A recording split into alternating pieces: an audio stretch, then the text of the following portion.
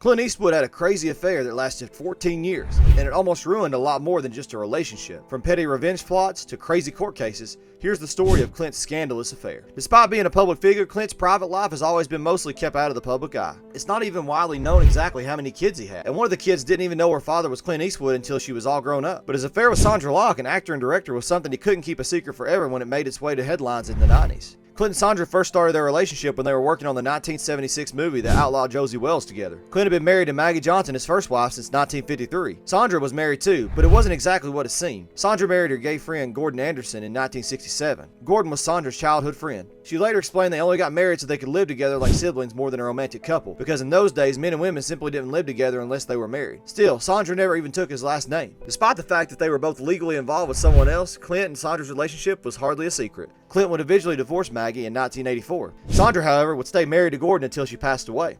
Sandra and Clint seemed to have a happy relationship for a time. They lived together and even acted in several popular movies together, including The Gauntlet and Sudden Impact. But things didn't stay good for long, and they got even worse after that. Clint and Sandra's relationship came to an end in 1989 when she was directing her second movie, Impulse. Their relationship apparently began to fall apart during the production of Sandra's previous movie, Rat Boy, in 1986. Apparently, Clint was being overly controlling about casting, editing, and even the script. Sandra recalled that as a director, she was unable to be, in her words, Daddy's perfect little girl. She apparently felt like Clint was more of a nagging father figure than a romantic partner or creative collaborator. Things must have been very uncomfortable on set because while Sandra was working on Impulse, Clint decided he'd had enough. He allegedly asked her to move out of the house, and then he had all the locks changed. It looked like Clint was about to leave Sandra homeless. He had bought her the home in question, but it was actually somewhat of a consolation prize. The house was apparently a consolation prize in exchange for Clint not wanting to have kids with her. Sandra had terminated 2 pregnancies during her time with Clint, but although there were rumors that Clint pushed her to do it, Clint has denied ever pressuring her on the subject. Still, if you knew someone specifically didn't want to have a baby with you, isn't that its own kind of pressure? There was also another issue between the happy couple, and that was Gordon. Gordon lived on the property, which was a major problem for Clint. In a 1997 interview, he revealed that Sandra spent almost 100% of her time coddling Gordon. Clint said that after a while, he got bored of it. He realized that he wanted what was, in his mind, a more traditional and normal life, and he wanted a partner who was more focused on his needs rather than anyone else's. Once it was clear that their relationship was done, Sandra met with her lawyers and requested that they sue for palimony. Palimony is like alimony, but for unmarried couples. Sandra was hoping to regain possession of the home that she claimed was purchased specifically for her.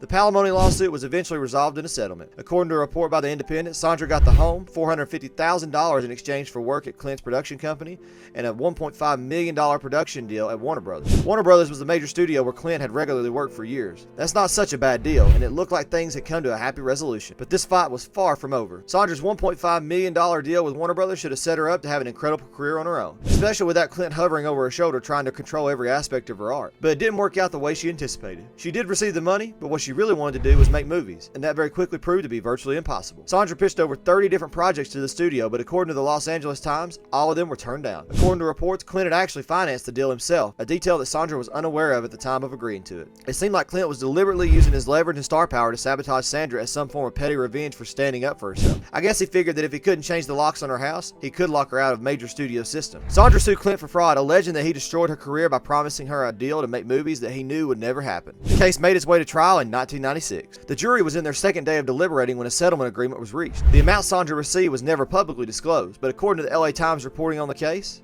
Sandra revealed that she'd never have to work again. But sadly, this was never about the money for Sandra. This is about her fighting for her ability to work in Hollywood. More than that, Sandra wanted to send a message that you can't get away with this kind of bullying just because you're powerful. But Clint was singing a different tune to the press. He said that everything Sandra was saying was a work of fiction, and that all of this was about money. Clint's lawyer said he was happy with the settlement, mostly because it would let him move on with his life. A jury member later revealed that he had already voted in favor of Sandra. Apparently, they were just trying to decide how much money she deserved to get.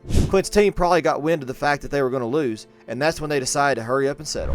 Sandra didn't just settle with Clint. She also settled with the studio. In 1999, she was able to reach a settlement with Warner Brothers. The settlement wasn't just about money. It also included opportunities for Sandra as a filmmaker. At the time, her lawyer said that it included a business agreement that would pay Sandra for her services, and it would pay her well. Warner Brothers also said they were happy with the outcome at the time. Still, Sandra didn't go on to direct any movies for them. The last movie she directed was 1997's Trading Favors, and her final acting role was in 2017's Ray Meets Helen. Sadly, Sandra passed away in 2018. It's unclear what Sandra could have been capable of achieving had Clint Eastwood not stonewalled her career. You would think a couple that had been together for 14 years would be able to peacefully end things, especially when they were both co-workers in the film industry. Sadly, emotions and bitterness got in the way, and this may have cost Sandra the best creative years she had to offer. I'm just glad that she was eventually able to reach a settlement, and hopefully others will think twice in the future before attempting the kind of shady behavior that Clint pulled. But anyways, what do you guys think? think? Does Sandra get a fair settlement in the end? Should Clint Eastwood have been more severely punished for his attempt at revenge? And what's your favorite Clint Eastwood movie? Let me know in the comments below.